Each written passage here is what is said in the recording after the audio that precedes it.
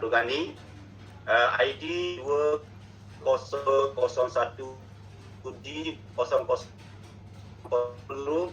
Tamadun Islam dan Tamadun Asia. Tajuk yang diberi adalah berkaitan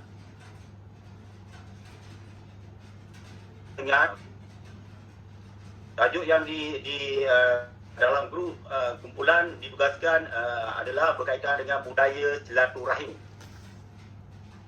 Jadi dalam masyarakat istilah itu dalam musim perayaan budaya silaturahim dalam menjadi satu sinonim dalam budaya masyarakat Melayu Malaysia menjelang Hari Raya Aidilfitri dan Hari Azhar. Dalam Islam juga sangat menggalakkan umatnya ziarah menziarahi kerana dapat mengeratkan silaturahim. Bagaimanapun kita dianjurkan supaya sentiasa menjaga adab ketika berkunjung ke rumah orang lain supaya tuan rumah tidak dapat rasa terbeban sekaligus menggembirakan hati orang yang dikunjungi. Seterusnya, sudah menjadi budaya masyarakat Melayu Islam di negara ini menyambut Hari Raya selama sebulan Syawal. Walaupun ia bukanlah anjuran dalam Islam, tetapi meraihkan Aidilfitri selama sebulan disebabkan kebanyakan kita pulang ke kampung untuk meraihkan 1 Syawal. Oleh itu, kesempatan kembali ke selepas bercuti di kampung halaman dimanfaatkan bagi menziarahi sahabat andai serta jiran tetangga.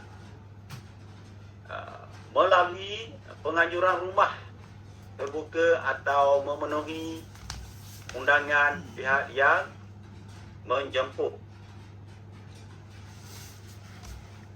Rumah terbuka sama ada diadakan secara besar-besaran maupun sederhana. Amalan baik untuk mengeratkan hubungan silaturahim dan saling memberi hadiah antara satu sama lain. Amalan saling bermaafan juga begitu sinonim dengan hari raya kerana kita lebih mudah untuk memaafkan serta melupakan persekitaran yang berlaku. Itu adalah peluang terbaik merapatkan kembali persaudaraan dan menyambung hubungan yang terputus disebabkan perbalahan atau berbeza pendapat.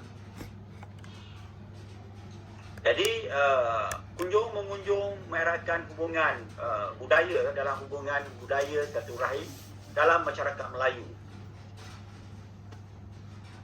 Allah SWT berfirman yang bermaksud sebenarnya orang beriman itu bersaudara, maka damaikanlah di antara dua saudara kamu itu dan bertawakallah kepada Allah supaya kamu beroleh rahmat. Islam sangat menggalakkan umatnya menghubungkan silaturahim, perpaduan umat yang boleh ditingkatkan pada hari raya tanpa memikirkan perbezaan politik, kedudukan dan pangkat. Islam sangat menggalakkan umatnya menghubungkan silaturahim, perpaduan umat juga boleh ditingkatkan pada hari raya tanpa memikirkan perbezaan politik, kedudukan dan pangkat. Kemeriahan hari raya disemarakkan lagi dengan budaya ziarah menziarahi yang akan membentuk satu ikatan kasih sayang yang mengeratkan sesama insan kerana asal kejadian manusia daripada keturunan yang sama, iaitu Nabi Adam. Antara perkara yang perlu diberi perhatian oleh umat Islam sebagai seorang tetamu ialah berniat baik atas kunjungannya, tidak memilih tempat seperti rumah orang berharta, berpangkat dan kedudukan tinggi sahaja. Waktu berkunjung pula hendaklah memilih masa yang sesuai. Janganlah berkunjung pada awal pagi, tengah hari dan larut malam, kerana kebiasaan pada waktu itu tuan rumah sedang beristirahat. Sebagai tetamu juga tidak sepatutnya bebas melakukan apa sahaja di rumah orang, kerana perbuatan sedemikian akan mengganggu dan tidak disenangi tuan rumah. Jagalah mata, elakkanlah meninggikan suara dan bersegera pulang. Okey, budaya silaturahim masyarakat Melayu di Malaysia menziarahi sahabat andai, saudara mara serta jiran-jiran tetangga. Kesimpulan budaya silaturahim sudah sinonim dalam masyarakat ataupun masyarakat Melayu. Musim perayaan bagi masyarakat berkunjung ke rumah saudara mara, sahabat andai dan jiran tetangga. Itu saja daripada saya, Zahri bin Abdul Ghani. Sekian, terima kasih. Okey, seterusnya kita boleh terus kepada Syafiq Ghazali.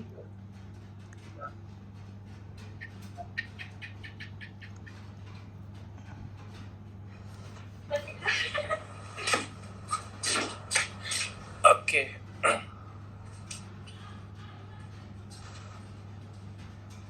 Assalamualaikum warahmatullahi wabarakatuh. Saya Muhammad Syafiq Ghazali bin Zahari. ID nombor 2020109D40014. Untuk assignment Tamadun Islam dan Asia. Okey, tajuk yang diberikan di dalam guru saya ialah pakaian tradisional.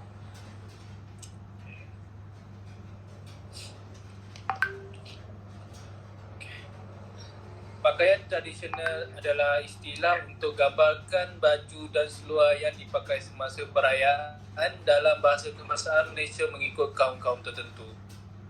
Komuniti utama Malaysia adalah Melayu, Cina dan India. Masing-masing mempunyai pakaian tradisionalnya sendiri. Sebilangan rakyat Malaysia berpakaian seperti orang barat, selalunya pada majlis khas. Hanya warga negara yang memakai pakaian tradisional Malaysia. Semua pakaian tradisional Malaysia yang pelbagai etnik berwarna-warni mengikut budaya mereka dan berseri-seri.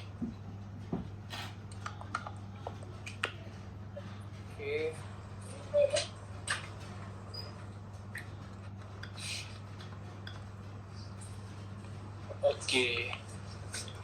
Untuk Melayu adalah kumpulan etnik yang paling terkenal di Malaysia. Pakaian tradisional bagi kaum Melayu berbeza untuk lelaki dan wanita dan biasanya berwarna-warni serta bercorak mengikut kesukaan tema.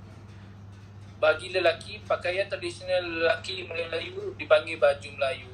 Ia merupakan jubah longgar yang dipasangkan dengan seluar dan sarung yang dikenali sebagai sampit. Lelaki juga memakai topi tradisional yang disebut sebagai sokok ataupun kopiah dengannya.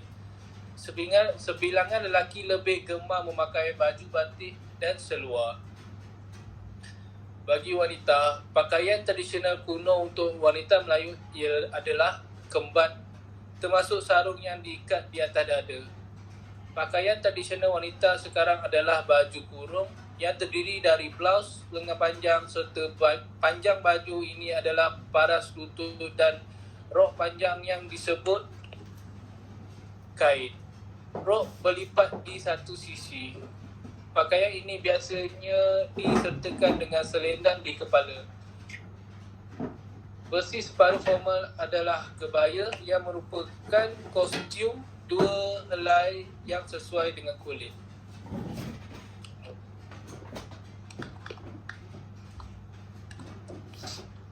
Untuk kaum Cina, sebilangan besar orang dari masyarakat Cina yang tinggal di Malaysia tidak berpakaian tradisional. Mereka lebih suka berpakaian santai. Walau bagaimanapun, semasa perayaan, khususnya Tahun Baru Cina, mereka dilihat dengan pakaian tradisional. Bagi lelaki, walaupun jarang berlaku, lelaki Cina di Malaysia memakai pakaian tradisional mereka yang disebut suit tang. Suit tang adalah sejenis jaket yang mempunyai collar dan simpul di perut dan kebanyakannya berbunga sakura. Itu dinamai sepenuh kerajaan Tang oleh orang-orang Cina di luar negeri. Nama itu disarankan kerajaan Tang kerana begitu kuat sehingga orang asing memanggil orang Cina orang Tang. Bagi wanita Cina di Malaysia memakai cheongsam, bermaksud gaun panjang. Semasa perayaan dan acara rasmi, cheongsam juga disebut kipau. Adalah gaun sehelai sutera dengan cerah dan jepit di pinggang, baik di tengah atau di sisi. Wanita tua berpakaian kampung yang merupakan sejenis seluar panjang pergelangan kaki dengan bahagian atas yang longgar dengan jepit di bahagian tengah. Pakaian tradisional yang lain yang dipakai oleh wanita Cina di Malaysia ialah hanfu, yang merupakan gabungan dari blus longgar dan skirt panjang dan tali pinggang.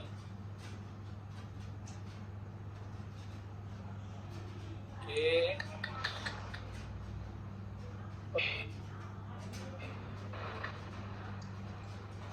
Bagi kaum India, disebabkan perdagangan antara Malaysia dan India berjalan dengan baik, orang India Malaysia mendapat bahagian pakaian tradisional dari negara mereka. Oleh itu, orang India di Malaysia berpegang teguh pada pakaian tradisional. Bagi lelaki India di Malaysia memakai kurta piyama, dhoti kurta atau lungi kurta. Kurta biasanya adalah baju panjang sehingga paras lutut. Versi kurta lain yang popular adalah sherwani, yang dipakai semasa majlis perkahwinan dan perayaan lain. Dhoti dan lungi adalah sejenis bagi wanita India. Kebanyakan wanita India di Malaysia memakai sari. Sari adalah sehelai kain seluas 6 meter yang melilit di badan dengan cara seperti rok dengan lipatan di tengah dan bahagian kain yang sama meliputi satu bahu dan tergantung di bawah hingga lutut. Beberapa wanita India juga memakai salwar kurta yang merupakan jubah yang dipakai dengan bahagian bawah yang longgar dan selendang panjang yang disebut dupatta. Marilah kita mengetahui jenis-jenis pakaian mengikut kaum di Malaysia supaya dapat menyemai semangat perbaruan dalam diri. Sekian, terima kasih.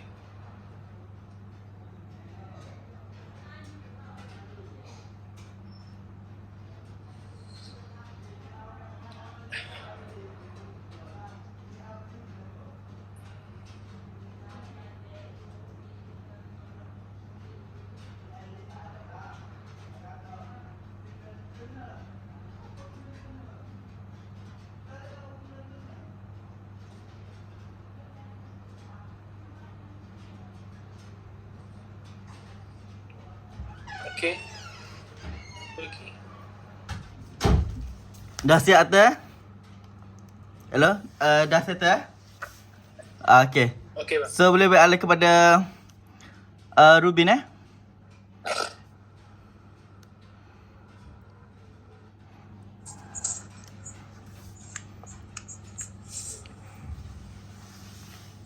Okay.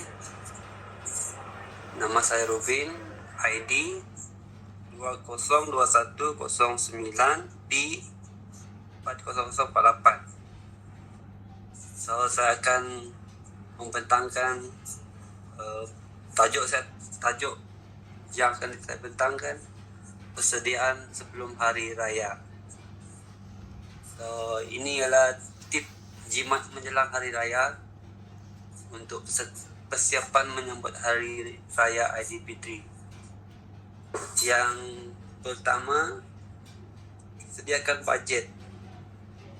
Seperti rutin bulanan, sediakan juga bajet untuk perbelanjaan hari raya. Tambahkan sedikit peruntukan untuk perbelanjaan yang tidak dijangka semasa di hari raya. Perlu diingat, bajet perlulah realistik dan berbelanjalah mengikut bajet. Okey, persediaan yang kedua ialah sediakan senarai barang. Sebelum pergi ke kedai atau shopping mall, buat checklist barang yang hendak dibeli. Checklist kenalah realistik lah. Checklist ini akan membantu mengawal nafsu membeli. Tahu mana satu keperluan yang hendak dibelilah. Yang ketiga, be a smart shopper. Jangan mudah terpedaya dengan tawaran yang kononnya hebat. Terlebih kena memeriksa terlebih dahulu barangan yang hendak dibeli. Pergi ke 2 ke 3 kedai, bandingkan harga. Paling penting, membeli barangan dengan harga murah bukan bermakna boleh berbelanja melebihi bajet. Persediaan yang keempat, tidak semua barang perlukan yang baru. So, menyambut hari raya setahun sekali bukan bermakna setiap benda di rumah perlu ditukar baru. Dekorasi hiasan rumah boleh juga di-recycle atau diubah posisi untuk kelihatan lebih segar. Sama juga untuk keperluan lain seperti perabot pakaian. So, persediaan yang kelima, cash dan versus kredit. Perlu diingatkan, berbelanjalah mengikut kemampuan kita. Pendek kata, sebanyak mana ada tunai di tangan kita, itulah kemampuan kita. Elakkan berhutang atau menggunakan kemudahan kad kredit. Yang keenam, rancang perjalanan balik kampung. Rancang perjalanan balik kampung terlebih awal. Jika memandu kereta, pastikan kereta berada dalam keadaan tip-top. Servis mana yang patut terlebih dahulu.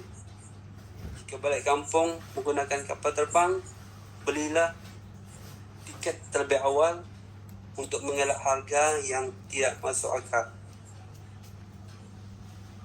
Yang ketujuh, asingkan perbelanjaan bulanan dan bayar bil utility lebih awal.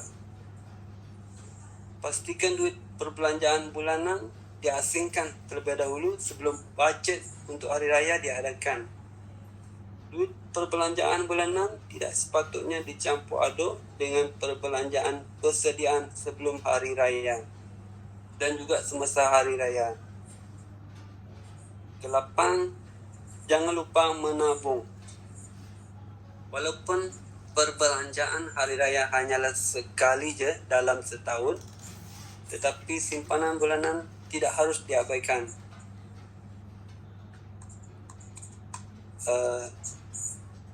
Itu saja yang dapat saya sampaikan.